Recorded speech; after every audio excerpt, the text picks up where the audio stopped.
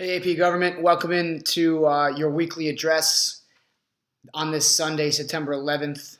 Speaking of which, I know that many of you are probably anticipating some form of treatment in honor of 9/11, it being the 15th year anniversary. And we are going to tie actually what we talk about today into a very current event and relevant 9/11 issue. So that is what is in store for class tomorrow. But wherever you are and whatever you do, just take a moment today to reflect perhaps on that seminal day in U.S. history. Many of you weren't even alive 15 years ago. So just maybe take a moment to think about that as you guys go about your business today on this lovely Sunday afternoon. Now, for the purposes of our class today, or our discussion today, we're really going to focus on the enumerated powers of the legislative branch in the Constitution. You guys have read quite a bit, actually, on this topic. I gave you all the enumerated powers and kind of, a little cheat sheet on each of those. So I'm not going to speak directly to each power. In fact, you're going to see them pop up here in a minute. And if you haven't already taken notes, well, here they are one more time for you. Really, what I want to sort of talk about much more broadly is, what does this all mean within the context of the Constitution? And mind you this, where we are right now in our year, we're simply just, laying down the foundations for the Constitution. We're going to spend entire weeks later in the year where we actually will really do full treatment to how each of these powers are applied within the government. But for right now, I just want you to have that basic bulk work of the idea, of certain congressional powers within the legislative branch. And then we'll really sort of give the full treatment to them later on and talk about all the applications of these powers. But simply put, enumerated means, again, one more time, to list out. And certainly in the enumerated powers of Congress, this is one of the longer lists that you'll find in the Constitution. It's one of the longer enumerations that give Congress certain powers to carry out its duties. And keep in mind one very important overarching issue. That is the fact that within the powers of each branch, right, the goal of the Constitution was to create a federalism-first government, which means that these powers that Congress possesses at the national level trump any conflicts that come up at the state level. But that doesn't mean that the state governments, who have their own versions of the legislature, that doesn't mean that these state governments aren't within the powers of their own rights to carry out and conduct businesses. So everything that is listed, every enumerated power of Congress, is at a national level. And in any conflict, that again is what federalism really upholds, is that the national Congress in any conflict between state government and federal government would take priority. Now, I want to go through a couple in particular of the enumerated powers and really focus on them in a little bit more closer treatment. And the first power that I want to go over is taxing and spending. Congress has full authority, and you should be seeing the slide here pop up in a minute, to lay and collect taxes.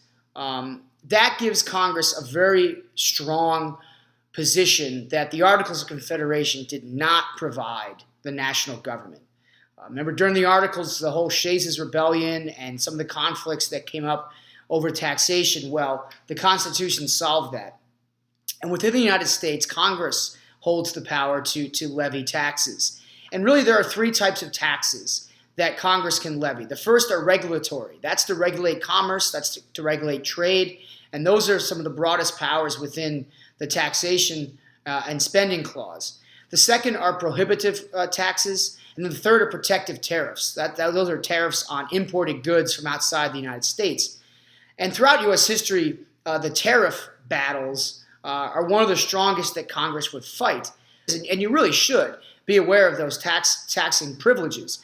The taxing and spending clause further goes on to cite how Congress also must provide for the common defense. That's where you get the idea that Congress can raise an army, is in charge of the Navy, and must also have powers to declare war.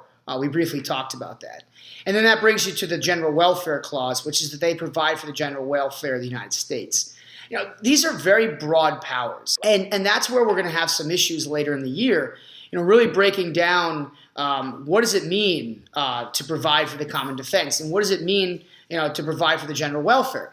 We're going to have to look at some conflicts that have risen throughout American history that challenge these powers that are in the taxation and spending and general welfare clauses. And again, this all fits into Article 1, which is by far the most dense article of the Constitution. So moving forward, another clause that you really need to be aware of is the Commerce Clause. The Commerce Clause is, again, one of Congress's most historically significant responsibilities, which is to regulate business and trade and commerce. And in this discussion, we're going to pivot back to the whole idea of federalism, because states obviously had dealt with commerce prior to the Constitution. Well, immediately the National Congress is power to regulate commerce, not just with foreign nations, but also with the states and Native American tribes. Those are three very important aspects, because it really brings up a conflict that will emerge later in U.S. history, which we'll talk about this, which is interstate versus intrastate. So interstate commerce, that's commerce between the states. So in other words, if Arizona decides to trade with California, or a tractor trailer is delivering goods from an Amazon warehouse here in Phoenix and moving over to Los Angeles, that's interstate. That's Congress's power to regulate that trade. That's the National Congress's power, interstate. Whereas intrastate, that's trade within a state. So in other words, a Gilbert warehouse is shipping to a Goodyear warehouse. That trade is regulated by state legislatures, not the National Congress. So inter versus intrastate commerce is one of those broad powers that Congress had to navigate through. And there will be Supreme Court cases that we'll talk about later that really tap into, settling that issue between state and national power. The last clause I want to tackle with you on today's chat, today's weekly address, is maybe one of the most important in all the Constitution, not just the legislative branch, but it's called the Necessary and Proper Clause. The text here, as it's coming up, it simply says, to make all laws which shall be necessary and proper for carrying into execution the foregoing powers and all powers vested in the Constitution, in the government of the United States, or in any department of office thereof. All right, what does this all mean? Well, the Necessary and Proper Clause really drives home the point of enumerated powers. Right? Congress is given certain powers, and they have all power to make laws. That's going to be something we talk about tomorrow, another one of these powers within Congress. But I'm going to take the idea of making laws, and we're going to look at that tomorrow, as I said with our 9/11 example. So this is an enumerated power. The Congress has the power to make all laws necessary and proper. But therein lies the key to understanding what exactly does necessary and proper mean. Well, I have a little prop here, and I want to sort of give you give you an example of necessary and proper to help you remember. This band, right, is made of very high quality elastic rubber or plastic, whatever it is. Actually, I should probably know this, but it's elastic, right? It can stretch. Okay, so here we go. Think of the necessary and proper clause like a big elastic band. It can stretch.